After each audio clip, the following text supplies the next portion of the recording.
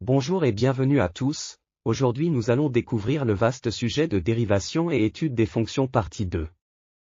Commençons. Monotonie d'une fonction est signe de sa dérivée, si f' est strictement positive sur i, f est strictement croissante sur i.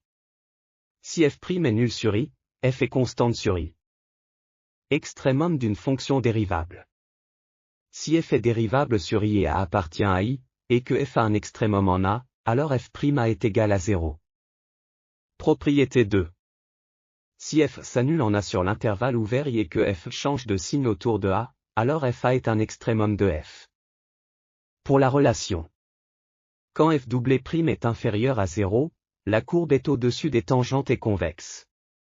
Quand f' est supérieur à 0, la courbe est en dessous des tangentes et concave. Point d'inflexion. Si f s'annule en x0 et f change de signe autour de x0, alors le point à x0, fx0 est un point d'inflexion de Confer. Dans ce cas, la tangente en a coupe ou traverse Confer.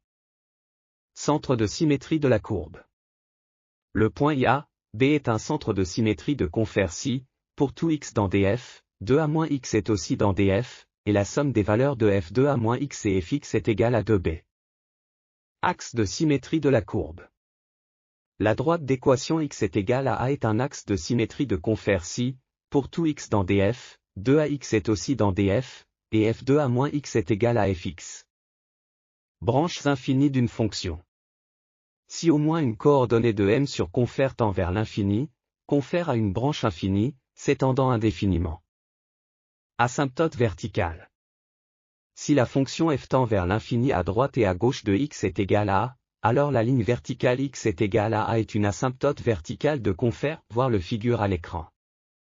Asymptote horizontale. Si f a une limite constante b où c lorsqu'x tend vers plus ou moins infini, alors i est égal à b où c est une asymptote horizontale de Confer près de plus ou moins infini. Asymptote oblique.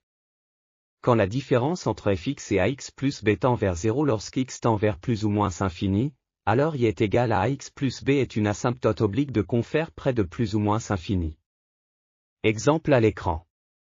Pour déterminer a, calculer lim tend vers plus ou moins infini, fx sur x est égal à a appartient à r. Pour déterminer b, calculer lim tend vers plus ou moins infini, fx moins ax et b appartient à r, voir les cas particuliers.